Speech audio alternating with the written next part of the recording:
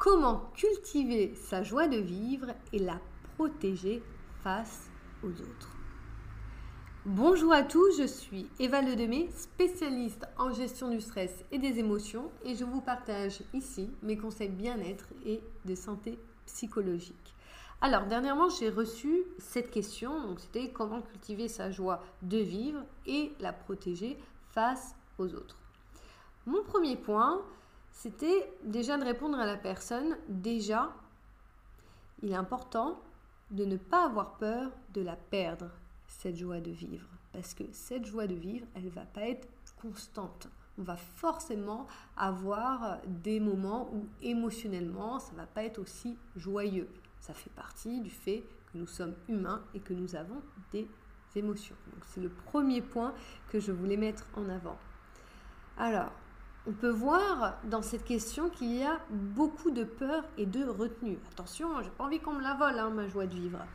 Alors, pourtant, la joie de vivre, vous pouvez la cultiver et la faire grandir en la partageant. Je vais vous donner un exemple. Imaginez, quelqu'un a un fou rire qui est très communicatif et vous avez déjà tous vécu ce type de situation où ce rire, il est tellement expressif qu'il devient contagieux pour les personnes qui sont autour et elles finissent aussi par rigoler pour finalement aucune raison. Deuxième exemple, le rire d'un bébé. Souvent, quand on entend un bébé rire, ça nous fait aussi sourire, ça nous touche, rien que par le fait de l'écouter. Eh bien, c'est pareil pour la joie de vivre. Si vous êtes vraiment heureux, cette joie, ce bonheur, il sera contagieux autour de vous. Et d'ailleurs, il va même se décupler au contact des autres. Donc, le problème, c'est que l'on confond souvent la joie éphémère et la joie profonde.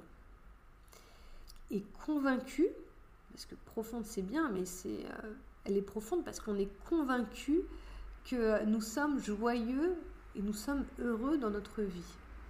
Et ça se traduit d'un point de vue comportement avec une vraie sérénité dans notre quotidien. Mais attention, je vous préviens, ce genre de sérénité, ça ne tombe pas du ciel en général. Même si c'est clair, il va y avoir des personnes qui vont être plus disposées à ça que d'autres. Parce que ça se traduit par une vie que nous avons créée. On s'est vraiment remonté nos manches pour qu'elle soit vraiment en accord avec nos valeurs, nos besoins, nos limites. En gros, une vie en adéquation avec ce que nous sommes. Et pas, j'appuie vraiment sur le et pas, sur ce que nous aimerions être. Pas du tout c'est sur ce que vous êtes, pas sur des choses que vous avez imaginées que vous allez être. Non, sur ce que vous êtes vraiment à l'intérieur de vous, avec vos capacités. Donc, cultiver sa joie de vivre et la protéger face aux autres. Alors déjà, j'ai un peu de mal avec la deuxième partie de cette phrase, parce que cultiver sa joie de vivre, ça va être un travail au quotidien. C'est avoir le courage de créer une vie dans laquelle vous êtes heureux.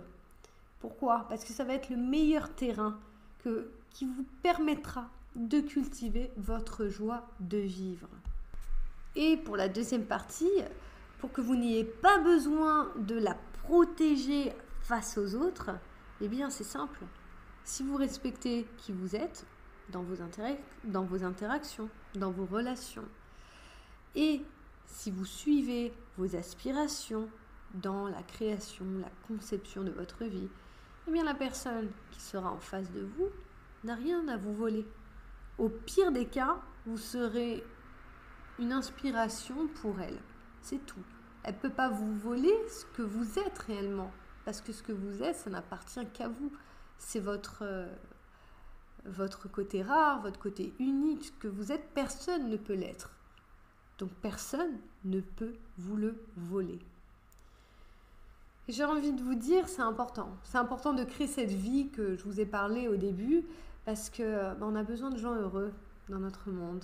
Vous le voyez dans notre quotidien, on a besoin de gens qui vont plus facilement donner aux autres, qui vont comprendre l'autre, qui vont écouter les autres. Et j'ai envie de vous donner des astuces supplémentaires dans ce sujet parce que souvent on va confondre. On va confondre les joies matérielles et on va penser que ça va être notre bonheur, mais finalement on se lasse toujours très vite des bonheurs, de ces petits bonheurs matériels. Parce que ce sont ce sont des bonheurs éphémères. Et je pense que vous pouvez l'imaginer, rien que si vous pensez à un super cadeau que vous avez eu, 1 mois, 2 mois après, on ne regarde plus ce cadeau de la même manière, il ne nous apporte plus cette même joie. Pareil, ne voyez pas votre joie dans des objectifs financiers. Parce que si vous mettez votre bonheur là-dedans, vous allez voir que vous serez dans une chasse sans fin. Car si nous ne sommes pas heureux profondément, une fois l'objectif atteint, on en veut encore plus et encore plus. Et donc du coup, on est dans un cercle vicieux et c'est sans fin. Et du coup, vous pouvez aussi vraiment vous épuiser. Pareil. Pour les bonheurs que l'on met dans des choses externes, dans des projets professionnels, dans des projets de famille, de couple, c'est la même chose. Une fois qu'ils sont réalisés, si ce bonheur il n'est pas cultivé intérieurement, vous allez à nouveau ressentir de l'insatisfaction. J'espère vraiment que ce podcast va pouvoir vous aider à voir les choses différemment, à voir que ce bonheur, c'est votre responsabilité et que chaque personne qui écoute a cette possibilité-là de créer ce bonheur. C'est vraiment un point important pour moi dans mon message. Enfin, si vous voulez retrouver toutes mes astuces, mes conseils, vous pouvez taper Eva Ledemé sur Google, vous allez trouver mon site internet, mais aussi vous pouvez me retrouver sur tous les réseaux sociaux en tapant Eva Ledemé, que ce soit sur Instagram, Facebook, Twitter, TikTok, YouTube et Spotify, Deezer, etc. Et n'hésitez pas, si vous voulez me contacter, vous pouvez me contacter par message. Et si vous voulez aussi me partager les sujets que vous voulez que je parle dans ce podcast. Merci à tous pour votre écoute et je vous dis à bientôt.